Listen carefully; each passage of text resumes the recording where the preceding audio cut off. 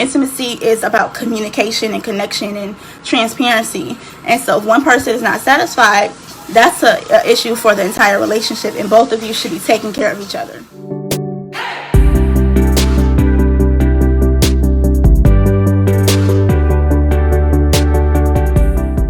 And the topic question is, what type of things would make the connection between you and your partner deeper? What type of things do you think you can do to make the connection deeper? I'm looking at my computer, so if y'all see me looking to the left, that's what I'm doing, or right, whatever. So, okay, the first thing is, so there are many things, negative things, that can impact your relationship, right? It can impact the overall happiness of your relationship as well.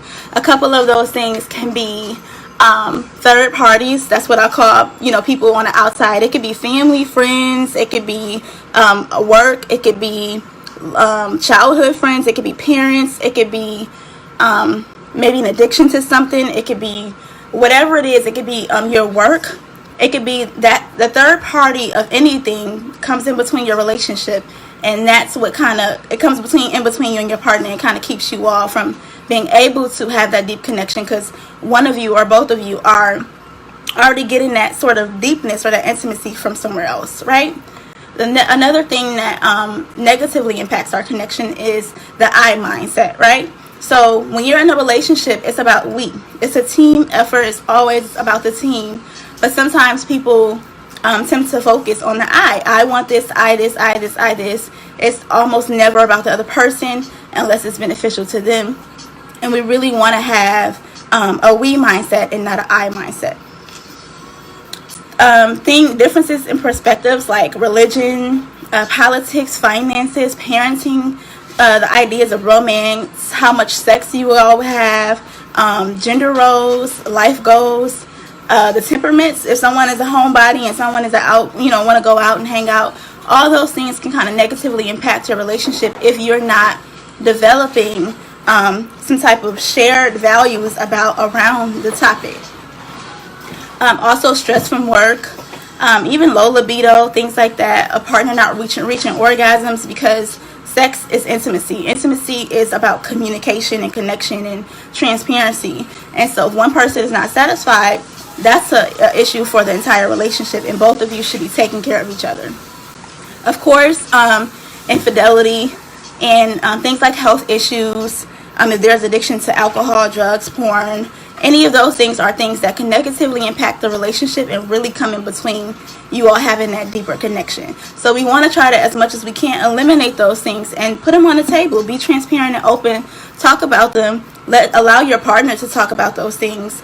Allow each of you to have those feelings towards however you feel about that, and welcome the difference, because it's important to put them on the table. It's important to talk about them. Someone may feel a little bit offended. That's just how it goes. But at the end of the day, the intention is never to hurt each other. It's always to try to understand where one person is coming from so that you guys can compromise. Okay, so next, a deep connection is founded on a deeper connection is founded on a secure connection. I hope that makes sense. So in order to have a deep connection with anyone, there has to be security. And security is not two people feeling secure. So I see a lot of memes where people were like, oh, you got to get yourself together. You got to have this, and that before you can get into a relationship. You have to be a deeply rooted, secure person. You have to be completely healed. That is not always true. If that's the case, none of us will ever probably be in a relationship, because when are any of us all the way healed? Or when are any of us all the way not secure? Feeling like just super secure with ourselves. And even if you feel secure with yourself, sometimes getting into that relationship with the partner can kind of change that, because there's going to be different dynamics that your partner bring into the relationship. They may kind of impact the way you feel, how secure or not you feel, and that needs to be on the table. So again, a deeper connection is founded on a secure relationship. So let's talk about what a secure relationship looks like. Okay, so in a secure relationship, and when the connection is secure, the relationship comes first, right? In all things. And I see there's plenty of memes going around like, who should come first, the mom or the wife, or this and this and this and that. And you got the kids and the baby mama, and you got the girlfriend. Like, it's all crazy. And the person you're in the relationship with, The person who you are committed to, your partner that you spend your days with, is the person who the relationship should come first. If you don't put your relationship first or as a priority, it's likely that there are things that can come in between it. It'll always be second. So therefore, you'll hardly ever see the things that's important to the relationship or in order to thrive as a thing that you need to tend to. It'll always be like, oh, whatever, I'll just go out and do whatever I need to do and kind of put a band-aid over it, but it's never honestly getting fixed. So we want to make sure the relationship comes first. That's foremost and most important. Another thing is your partner should be in a secure, connected relationship. Your partner should be the first person you go to. If you wanted $15 million, I mean, who should you be calling? I seen a meme about that too. If you won however much money, who would you tell first? I would tell my husband. Of course, I would want to tell my husband. I mean, my mom and my sisters and my sister-in-law. But I would definitely tell my husband first, because that's my best friend. That's the person I'm spending my life with. Okay. And if you guys have any questions or anything in between, please feel free to ask them and put them in the comments, because I know I'm probably going to be going a little bit fast because I don't want to take all the time. But so please feel free to list questions. Another thing is in a connected, secure relationship, the partners work together always. It's a collaboration on anything and everything. So we want to always make sure that you're both feeling secure and protected. So I know that there's this male identity thing of the guy protecting the woman, and the woman being the sort of damsel in distress. But in a secure relationship, and when the connection is secure, both partners take care of each other. Not just in like physicalness, but in emotionally, mentally. So if someone's going through something emotionally, the other person is like, okay, what can I do? What do you need from me? If someone's suffering from a loss or trauma or work stress or whatever, the idea is that, can you put however you feel in the back of your mind to take care of your partner? That's what the collaboration is. That's how you build trust. That's how you build security, by taking care of each other, showing up for each other when you need to, learning to put some of your things on the back burner just for a second, so that you can make sure your partner is good. That's one of the main important things in the secure connection. Another thing is, we don't embarrass each other in public, or private. So if you are in a relationship with someone, it should never be an instance where you are out in public and you do something or say something embarrassing. Even if your partner embarrassed you, maybe they were too drunk and they got tipsy and they tripped and fell, or they said something they shouldn't have said. The idea is that we don't retaliate, first of all, and secondly, we even though we're gonna feel those emotions, we can tell them about it later when we get them to a good place, and when they're sober enough to say, hey, that wasn't okay. You really made me feel embarrassed when you said this in front of my friends or in front of our friends. So we don't embarrass each other. We don't try to make each other feel insecure or less than or any of that, in public or in private. We want to make sure we're always taking care of each other. You probably will hear me say that a lot, because that's my favorite word. Another thing is, you don't badmouth your spouse to your friends or your family or anyone at that point, because what happens is our friends and families love us deeply and dearly. So when it comes down to your spouse, you saying all these bad things about them, you may forgive them, but your in-laws or your friends or whoever may not forgive your spouse the same way. So you want to make sure that you're always finding and confiding in someone, maybe a therapist, about your relationship. But even if you share, hey, I need to talk to somebody, we're having some issues, you don't want to blame and just put all these negative thoughts and energy out about your spouse, because you may come back from that, but once the things keep piling up, the other people may not. And so when you want to still stick in and stay, they like, no, I think you should go, and then your support system is down, right? And now you got a battle between your friends and family who say get out, but you like, no, I still want to stay. That's where it causes a lot of like drama. Okay, you don't want that. Another sign of a connection that is secure is openness. I am so big about transparency. I'm so big about openness, and I don't know if my husband knew what he was getting into, but at the end of the day, I am one person who likes to be open, and I like to be transparent, because I feel better and I feel at peace when I am myself, when I can be myself, when I don't have anything to worry about, when I don't have to hide anything. Granted, sometimes when I'm feeling emotional or going through whatever I'm going through, because we all have ups and downs sometimes, I feel like, oh, I don't really want to share this. I kind of want to keep my feelings to myself because I don't really know how to say it. Or if it's something that he did, you know, sometimes I might not know how to say it because I'm like, all these thoughts are in my head and I don't want to come off wrong. So I'll keep them in for a little bit. But at some point I share them because it's so important to be transparent and open. I don't care what it is. Even if the sex is bad, even if, you know, your partner's breath stinks, even if you know, don't like somebody they hang out with, whatever it is, even if you feel like they should make a different career choice, that's your opinion, that's your perspective. And I think in a relationship that is secure, openness and that honesty in those conversations should be had, whether or not you guys will agree or whether or not you guys will sway one way or another. The conversation should be on the table so that you guys can decide together, what are we going to do with this? How are we going to allow this to impact our relationship? Okay. So another good thing in a secure relationship, in order to, you know, make sure the connection is secure, conflicts are resolved in a timely manner. So I know that there's always this discrepancy about if you should go to bed mad, or if you should, you know, give your partner a lot days or time to be mad and to talk about things later. But the idea is, it's up to you all. But one thing for sure is, conflicts need to be resolved in a timely manner. For me, I don't like to go to bed mad, so I want to resolve things before we go to sleep. That's just me. I know in the beginning of my relationship, I was more so like, I kind of need time. I could go in my last relationship, I was more so like, I could take 2 or 3 days not talk to you, I'm good. But in my marriage, I'm more so in the sense of, in order for this to last and be committed, my husband was like, nope, you talking to me right now, we about to get this resolved. At some point, even if we give each other a couple of hours or an hour or so to a break, we still come together, talk about the situation, resolve it, and get back to our happy place. So I think it's so important that you really develop and practice making up in a timely manner. You don't want to let that go on too long to where it's just, if you get so used to not talking to each other or being mad at each other, it becomes a pattern that becomes harder to break until you all are like, look, I'm good with not being with you because I'm used to being in this conflict. So I really want you all to resolve conflict timely.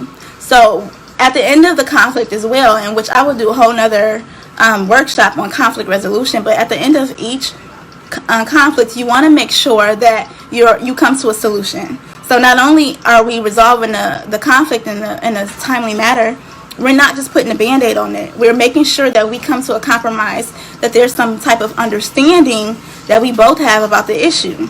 Even if it's intentions, even if someone's intentions was good and the other person's came off, you know, a certain way, or they didn't pick up on that, I explain, hey, these was my intentions. I didn't mean to do this. And of course, sometimes we're still going to be on the fence, right? But in the time, at that point, you still sit there. No one's leaving. No one's stepping out the house. If you mad at each other, go to a separate room. But we're staying to work it out. We're staying to make sure that we are not practicing being away from each other when things are bad, because then that's when all type of other things can creep in. Infidelity, other people, we start confiding in other people. It's just, no, stay there, work it out. If you need time, take time, but at the end there should be some type of new understanding to where this thing can happen less and less, right? Okay, so moving on. Sorry, there's a lot of connection signs of secure relationships. Another thing is, you want to make sure that you're not always assuming that you know everything about your partner. Okay, so you should be curious, even about their past, their childhood, their background, how they're feeling day to day, how they're responding to things, what they're thinking. I think that when we be in this curious standpoint, which is what I practice as a therapist as well, when I'm in this curious standpoint, it sets me up for goodness, because then I'm not assuming anything. I'm not assuming, and then my partner's like, we on 2 different pages. I get to ask.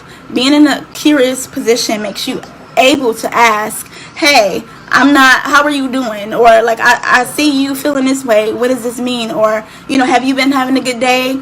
Or, you know, I know that you grew up and your mom yelled at you a lot. So when I yell, how does that make you feel? Is it making you feel upset?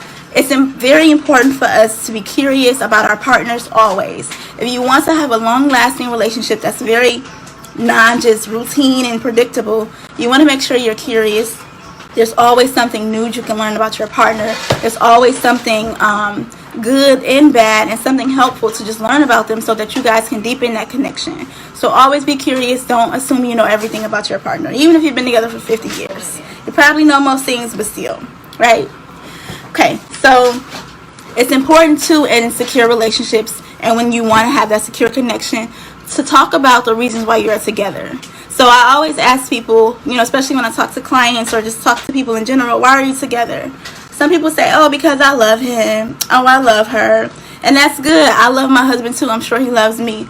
But at the end of the day, love is not enough. I love wine.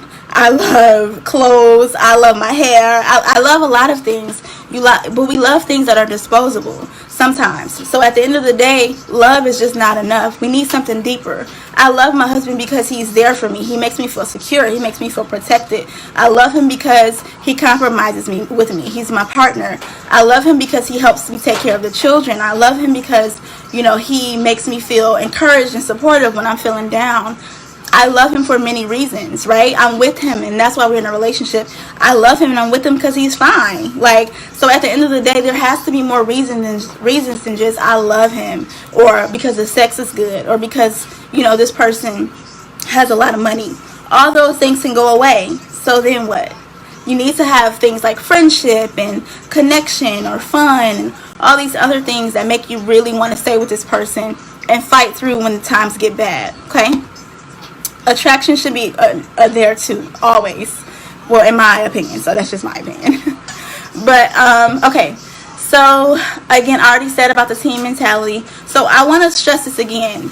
In a secure connection, in a secure relationship, and in order to deepen the connection, you want to make sure that you are teammates. The teammate mentality is the survival of your entire relationship. So, if both of you thinking, like I said earlier, in this I stance, and if you feel like, oh, I could do without my partner and I don't need them, in a relationship, in a marriage, in the committed relationship, you want to make sure you're both dependent on each other. And I know for some people it's hard to be vulnerable. It's hard to depend on other people. It's hard to trust someone else with your life. It's hard to trust someone with yourself. But at the end of the day, we always want to make sure that we are being dependent, because we need each other. Me and my husband need each other. I need him to get through these days. I'm sure he needs me to get through our days. Yes, at any point, either of us could probably go and be independent and do things on our own. But when it comes to making sure this relationship thrives, we're both dependent on each other. When it comes to making each other happy, yes, I know how to find my own source of happiness, and he does as well. But we both still depend on each other for some sort of happiness and some sort of feeling good about ourselves in this relationship and wanting to continue it. So it's important to be dependent in the relationship. I ain't say be like dependent to where you need this person for every beck and call and you can never do without them, but dependent in the sense of the survival of your relationship is based on you two both being involved and committed and on the same team. It's your relationship, it's y'all against everything, okay? It's y'all against the arguments, it's y'all against the work stress, it's y'all against the kids, it's y'all against the world, it's y'all against the families, it's y'all against every single thing it is. It's y'all, because at the end of the day, your relationship, the foundation, how your children will grow up to see love, is all based on that relationship that you all have. And it doesn't have to be toxic, it doesn't have to be negative. You don't have to have negative relationships with other people. You get to have friends. He gets to have friends. She gets to have friends. Y'all get to have friends. Whatever it is that y'all determine, but it's still in the sense that you still get to have those close relationships with other people. But when it comes down to it, it's the relationship and the foundation of the team of you and your spouse. And it should always be at the top. One last thing about, just deepening connections is there should be room for growth and change always. So I know that a lot of couples, when I see people in therapy sometimes, I'm just talking to people about relationships, there's the thing of, this person is one person can outgrow another spouse, right? Or one person wants to grow their hair a certain way, the other person no. One person gains weight, one person has different life goals, one person wants to move to a different state, one person doesn't. There's many things to where we grow in a certain way, and we change every 10 years, right? So there's going to be something new, even if it comes down to, one person wants to try something different sexually. It can be anything that you decide, but at the end of the day, it has to be room for growth and change in a relationship. The person that you meet in the beginning is not going to be the person that you have 10, 20 years later, physically, mentally, or emotionally. Hopefully we all are growing upward, but at the end of the day, you want to make sure that you're always allowing room and space for growth and change in your relationship. And don't take it personal, because we all sometimes make change. You may thought that you knew this person and that I thought this was the goal that we were going to keep for 5 years, but found out that now you want to all of a sudden change the plans. Well, yes, it should be room for that, and it should be a discussion, not a, oh, well, I said I want this, that's the end, or we said we was going to do it this way, so there's no room for change. It always should be a discussion.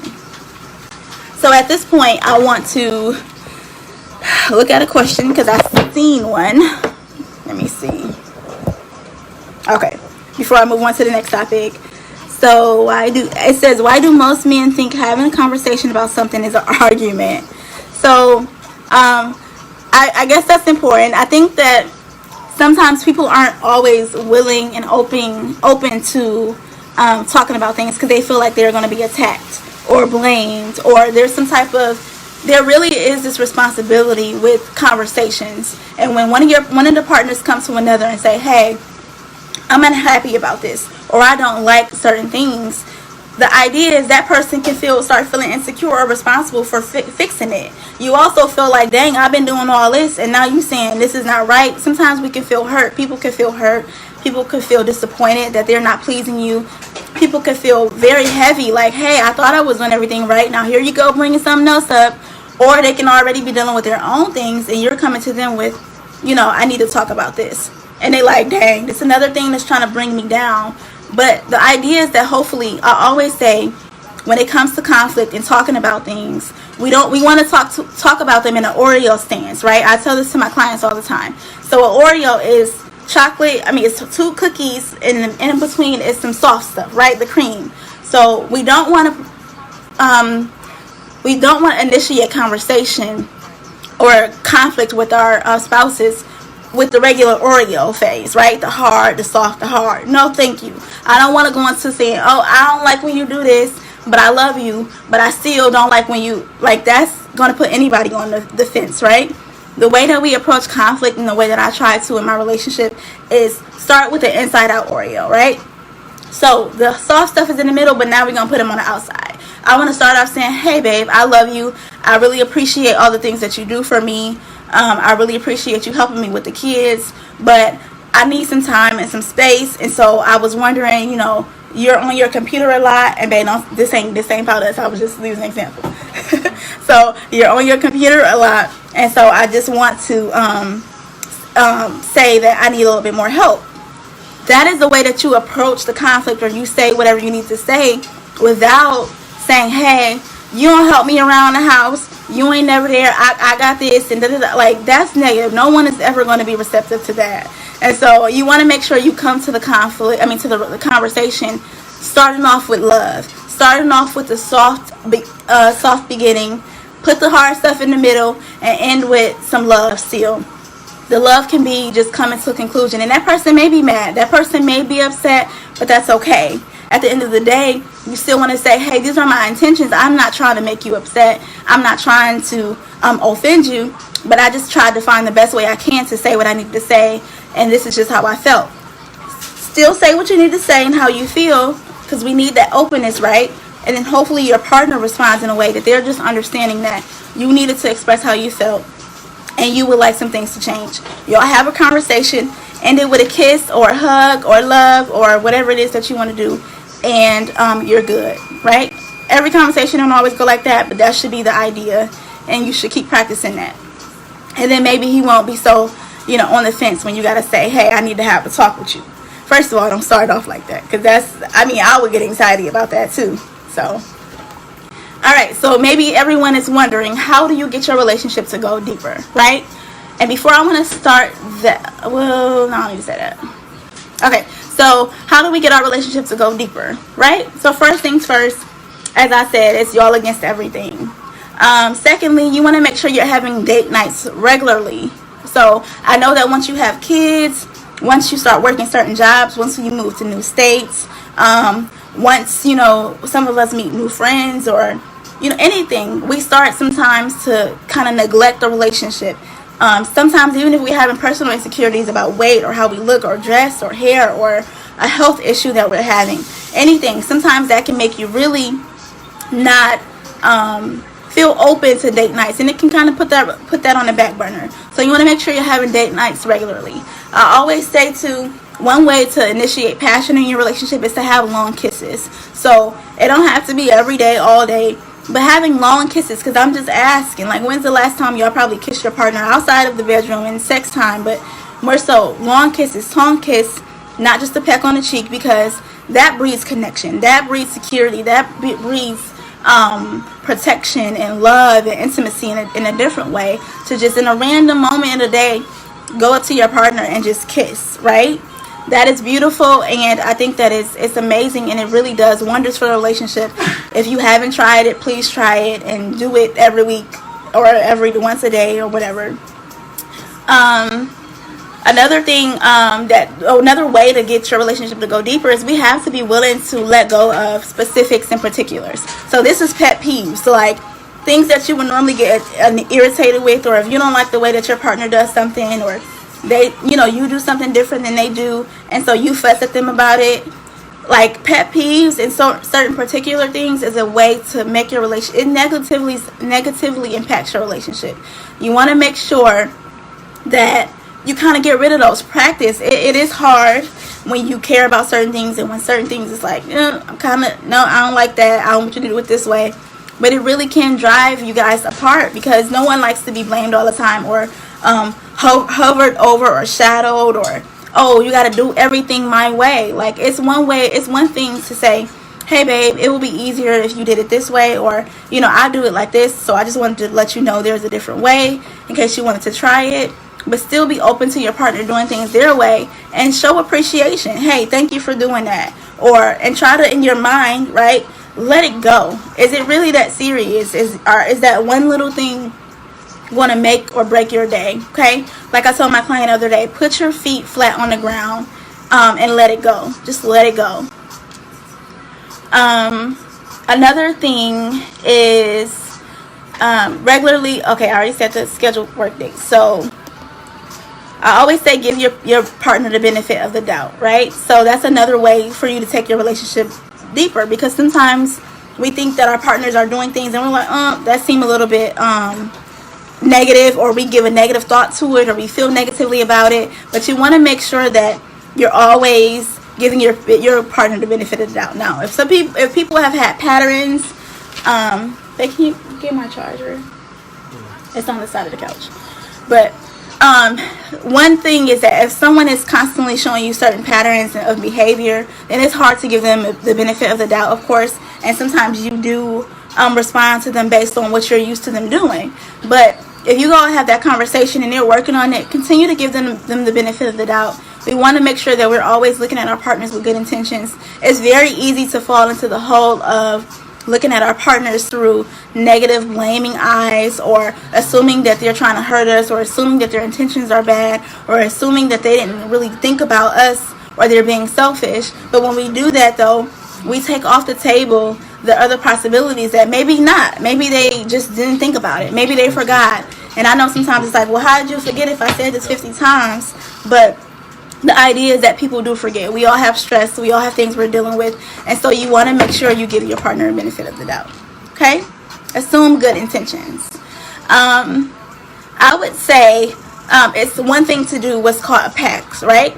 A pact is when you make a contract, or it can be like a handshake, or it can be anything, but you have a discussion beforehand, right? And the discussion is, hey, I have your best interest at heart.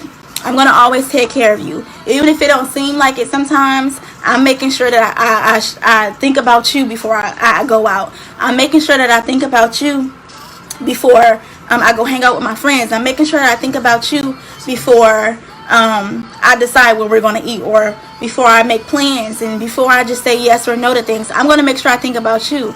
If you guys set up that pattern and that habit of always making sure that you're thinking about your partner, it should be good, and you guys will learn and practice, hey, I'm always taking care of you. I'm always thinking about you. So when you do something, I trust that. When my husband cooks dinner, I trust that he knows what I want to eat, because we've had these conversations before. So I'm going to make sure that I assume that he's going to do the right thing and do the thing that I consider me, at least, so that I won't always assume that, oh no, he's not going to do what I need him to do, or he's going to let me down and I'm going to be disappointed. So I hate when I see people don't expect anything from people. That's not always true. You should expect things, but if you have that relationship built on trust and security and honesty and transparency, then it's okay to expect things from each other. It's okay to trust your partner to have your best interest at heart. And a couple of more things is sharing secrets. As I said before, you want to make sure that you're sharing secrets. It's so fun to share secrets sometimes with your partner. It's things that other people don't know about you, but then they know. So you both get to have those secrets together, and it just really deepens that relationship between you two, because you're getting intimate. You're getting intimate on a level that's far more important than just, well, not more important, but just as important as the physical aspect of your relationship. So again, sharing secrets, sharing things that make you happy, sharing things from your childhood, sharing moments from college or high school, talking about things that gave you good memories, even sharing things that kind of didn't give you good memories and that negatively impacted your life and that may be influenced in a certain way that you are now that ultimately may impact the relationship. You still want to make sure that you're sharing, and you also want to make sure that you don't throw those things back in your partner's face at the end of the day.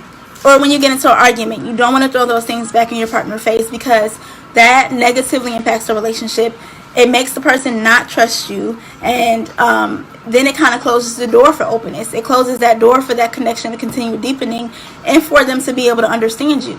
And in order to have a deep connection, you have to be willing to understand your partner, all parts of them, the childhood parts, the college parts, the high school parts, the good parts, the bad parts, the parts that you want to get rid of, the parts that you love. We have to be willing to have those conversations, embrace and accept and realize that some things we're not going to be able to change, but don't ever throw those secrets or those things you guys talk about back in their face. That's so distrustful and hurtful. And one of the last couple of things is you want to make sure you're both having friends. Like, you both share friends, and he has friends, you have friends. You have friends that you enjoy. You make time for your friends, because while the relationship is important, and it's important for you all to spend time with each other and have date night, it's still also so important for you to have friends, because our friends bring out a different part of us. They speak to a certain part of us that our partners don't always speak to. And so we don't want to isolate ourselves. And sometimes in the beginning, love is very isolating, right? You do only want to spend all that time with your partner, but at some point you will come back to that point to where you want to spend time with friends and family. You want to have fun and you want to go out, and it should be room for that without the insecurity of, oh, so am I not good enough now? Do you not want to spend time with me type thing? And so I think it's important that you have friends, you share some friends, so find some couple friends, because then you guys can do couple activities. You guys can have deep conversations. And I always say birds of a feather flock together. So make sure you have friends who exemplify what you want your relationship to be. And even if their relationship is not all the way there yet, they're still working on it, and they're providing good advice, and they're providing healthy advice for you and your partner, unbiased advice that fosters you to keep growing your relationship, to have a fulfilling relationship, to deepen that connection. So I always encourage healthy friendships and healthy coupleships for sure, right? And the last thing I wanted to say, in order to that's another way to deepen your connection, is have sex frequently. And so I know that maybe this is maybe a hard topic for some people, but it's important to have sex with your spouse frequently. Because one thing for sure, and I know that women go through different stages of their life, and I will have a maintenance workshop where I sort of talk about that, because me and my husband has dealt with some things like this. But one thing for sure is that sex breeds connection and intimacy. And for women, we're emotional, but in a marriage too, both of you should be emotionally attached. Men love sex, and like someone said in one of the groups I'm in, she said, it don't matter if he mad at me, if I did something good or bad, if I'm fat, if I'm skinny, it don't matter. But husbands or men hardly ever don't want sex. So when it comes down to it, sex is important. We don't ever want to use sex as a punishment or as a tool to take something away, or to say hey, or to prove a point. Sex should not be optional. On the frequency of when you have sex, that can be a conversation. The way that you decide to have sex, the things that you want to do in your relationship, and how you want to initiate sex, or when you want to initiate sex, and when's the best time, positions, all those things should be on the table, and it should be open. So one thing for sure, as I said earlier, one person not having an orgasm and one person only having orgasms, and like just the miscommunication in sex is very important for us to talk about, because sometimes, for me at least, the idea is that sex is really important and it's an indication of the overall health of the relationship, right? So no, we don't always feel like having sex, and sometimes women's connection to sex is definitely rooted in her self-esteem about herself, how happy she is with her partner and what he's contributing to the house or to her love. It's sometimes rooted in just uncomfortableness and hormones in women and changes in our body. There could be many reasons, but at the end of the day, having sex frequently and talking about it, even if you're tired, it don't matter. Practice having sex frequently, because it really does make you love each other. So when you do have those fights, you don't always be like, oh, I hate you. I mean, like, you may feel like that in that moment, but it doesn't stay long, because there's already those chemical balances. There's always already that chemical connection from you having sex often and initiating that love and having those soul ties with your husband or your wife or your girlfriend or your partner, whoever. And so then it's already on a good playing field, so you guys can come together and still feel love and not feel resentment and not feel like still feel backlash from all the arguments or whatever. So having sex is frequently is very important. Make time for it. Don't neglect it. Even if you have kids, even if you're busy, even if y'all on different work schedules, figure it out. If you gotta wake up at 2 o'clock, 3 o'clock in the morning, do it. Sometimes that's the best time.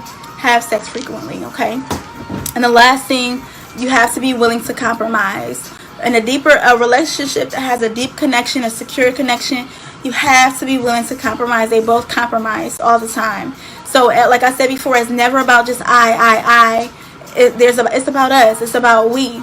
So what do I need to do to help you? Me and my husband ask each other that often. What do you need from me in order to help you do this? What do you need from me in order to help you do that? We have to compromise.